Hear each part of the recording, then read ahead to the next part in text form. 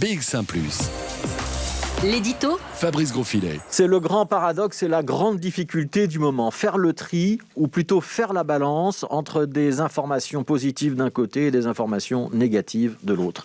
Prendre note avec satisfaction d'éléments encourageants, susceptibles de soutenir l'espoir d'un retour vers une vie normale, mais ne pas occulter des éléments beaucoup plus alarmants, plus sombres, qui nous ramènent des semaines ou des mois en arrière quand on était plongé dans la première ou la deuxième vague de cette pandémie. Alors du côté encourageant, il y a la vaccination qui monte en puissance. Hier, Bruxelles et la Wallonie ont détaillé les dispositifs qui seront mis en place dans les prochains mois. Il y aura donc 10 centres de vaccination en région bruxelloise. Les 4 premiers ouvriront dès le mois de février pour accueillir les personnels des soins de santé qui ne travaillent pas dans une structure hospitalière.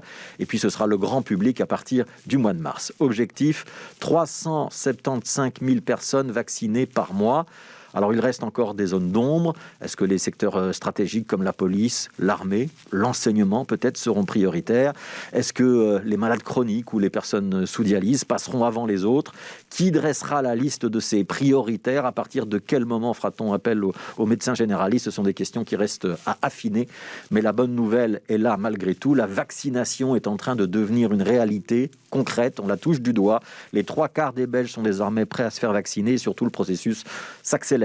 Le vaccin Moderna et peut-être d'autres encore dans les prochaines semaines permettent de passer à la vitesse supérieure. On peut raisonnablement penser qu'une partie importante de la population sera donc protégée avant l'été. Ça nous laisse entrevoir un été qui pourrait être placé sous le signe d'un retour à la normale. C'est un immense encouragement qu'on doit garder en tête, une perspective qui peut gonfler nos cœurs, redonner le moral à tous ceux qui travaillent dans la culture, dans la restauration et plus généralement à tous ceux qui ont dû mettre un coup de frein à leur vie familiale ou sociale. Alors ce ne sera pas open bar, les gestes barrières resteront probablement la règle, mais ce sera un immense progrès par rapport à la situation actuelle. Alors du côté des informations moins encourageantes, parce que je suis peut-être un peu trop optimiste, il y a le constat que la Covid-19 tue toujours. Et les chiffres, les douloureux chiffres nous le rappellent. En Europe, notre continent, on a dépassé le cap des 30 millions de personnes atteintes et c'est pas fini, hélas. Il y a en ce moment 260 000 nouvelles contaminations par jour sur le continent européen. En Belgique, c'est une augmentation de 29% des contaminations qui est constatée ces dernières semaines par semaine. En Espagne, on est à 168%. Alors ces chiffres, on vous les égrène tous les jours de manière peut-être un peu distanciée, froide, clinique parfois, mais elle cache la réalité des malades, des décès. On a bien franchi le cap des 20 000 morts en Belgique, et ce qui fait quand même de nous le deuxième pays le plus touché par rapport au nombre d'habitants. Chiffre confirmé par une nouvelle étude parue ce matin qui compare la surmortalité, donc la mortalité habituelle, et la mortalité en 2020. Donc, quelle que soit la méthode de calcul, on arrive bien à ce type de conclusion. C'est vrai, on teste plus, donc on constate plus de cas ces derniers jours. Et c'est une des difficultés, comprendre ce que les chiffres disent vraiment.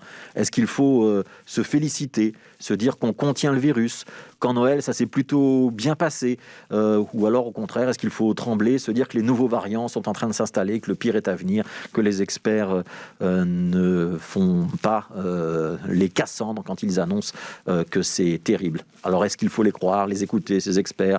Est-ce que c'est le politique qui tarde à réagir? Est-ce qu'on a toujours un temps de retard? Est-ce qu'au contraire, il faut tempérer, garder la tête froide? Ces questions, on se les est posées à chaque vague, on se les pose encore aujourd'hui.